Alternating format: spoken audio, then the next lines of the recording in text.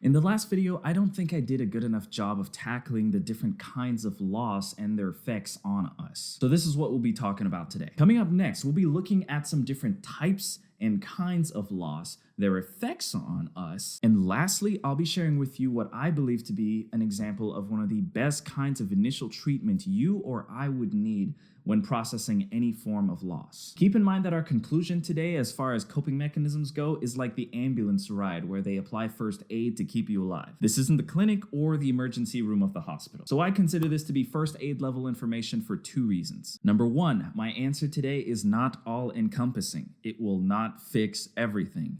It will not take the pain away completely. The road to recovery has more than just this one step. The second reason why I consider this to be first aid is because I am not fully trained in this field. I am not a professional. But what I am that I can assure you of is a guy that cares a whole lot about you. And I submit two more reasons as to why you should still listen in, whether I've met you personally or not. Number one, there's no rule that says I need to know you deeply in order to care about your well-being. Number two is because despite growing up with two very hardworking and loving parents that have given me far more chances at greatness than this humble guy really deserves, and even growing alongside really good friends that have supported me along the way. Despite all of that, I still was able to find some way to partner with this crazy world in becoming someone who is frighteningly good at suffering alone and in silence. I'm really good at that. If that sounds familiar at all, then this one's for you. Will you trust me?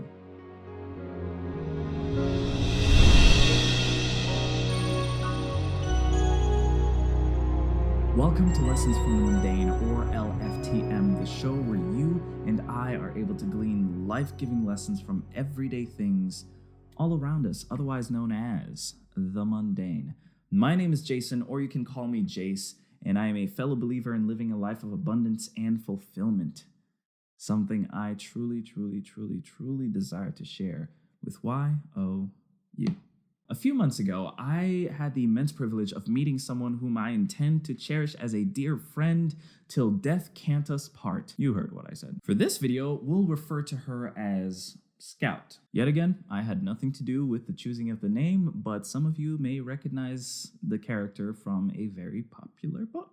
Anyway, in a conversation with her, I brought up our mundane focus for this week. Widely known for its medicinal use in the past, but now more commonly referred to as a weed. The reason this thing is our mundane focus, our sujet principal, is because just like the dandelion, sometimes all it takes is that one unannounced gust of wind in our lives to make us feel like we've lost everything, leaving us feeling naked and exposed. So let's clarify some of the different ways we could experience loss. Financial, anywhere from misplacing $5 to losing your entire retirement to a bad investment. Temporal or time-based, anywhere from being stuck in traffic to wishing you knew then what you know now. Finally, relational, anywhere from those high school friends we no longer keep up with to that solemn moment before a casket where the only two words echoing around in your head are too soon. Too soon. Friends, you and I, we're no strangers to loss itself.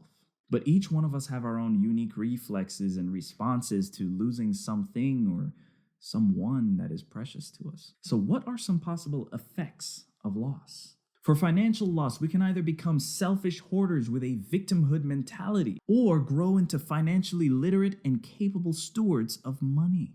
I personally know what it's like to live paycheck to paycheck due to my own financial immaturity. But unlike Walt Disney, the man, I never had to file for bankruptcy. Never have I truly had nothing left. And yet, look at what that level of loss has contributed to today. Everyone knows that name. For time-based loss, We can either become self-centered attention seekers or the types of people okay with sacrificing their weekend to help an elderly neighbor repaint their front porch. I personally know what it's like to invest hours upon hours into something you think is fun in the moment but serves no true purpose. But unlike Inky Johnson, I've never had something as grand as dreams for the NFL and years of investment taken from me in a single moment. But he turned it around though. Look it up. And for relational loss, we can either become cold and bitter people, or we can use those that meant us harm as a springboard for reaching further than our motivation alone could ever take us. I'll admit that I've personally never really known what it's like to have true haters, at least not to my face. But similar to Les Brown, who previously was diagnosed as mentally retarded, now a world-renowned motivational speaker, I was blessed to have people in my life just like Mr. Washington in Les Brown's life, who looked me straight in the eyes and told me other people's opinion of you does not have to become your reality. If you don't know anything about the dandelion and how it reproduces, know this: losing its little petals is not the end of its story. Those little fuzzies that fly everywhere when you blow on it, they carry its seed. That's why it kind of blew my mind when during our conversation, Scout commented on this fact. She said something along the lines of this: through the way it reproduces, we see that the humble dandelion is able to fly far and reach wide because it knows loss. That's deep. Which brings me to our final point: first aid. One of the best ways to deal with loss is learning how to frame it properly. What do I mean by that? I mean adding purpose to your pain. Although what I'm about to say next applies to all of you, right now I'm talking specifically to you, Scout. So I hope you're listening. When I first met you, I couldn't quite put my finger on why I felt a pull towards our friendship, or why from the get-go I felt such a deep respect for your strength of character, and even the way you'd almost throw caution to the wind anytime it came down to helping others. But as I got to knowing you a little more, and you got to trusting me a little more, at least enough to share some of your loss, your faith despite the doubt, and your smile despite the pain, all made sense.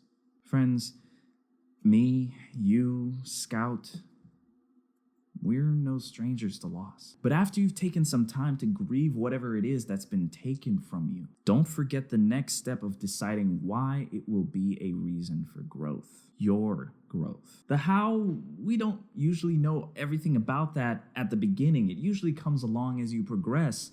But nothing of any consequence can ever happen without a proper why.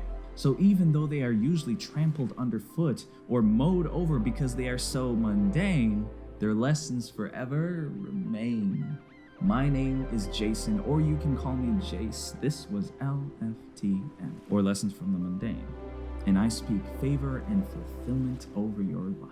My final request to you is not to subscribe or to like or to share. The fact that you've gotten to this point is reward enough for me. Be like a dandelion. Be like Scout.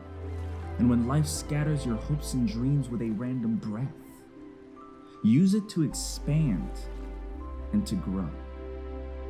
It's not easy, but you can do it.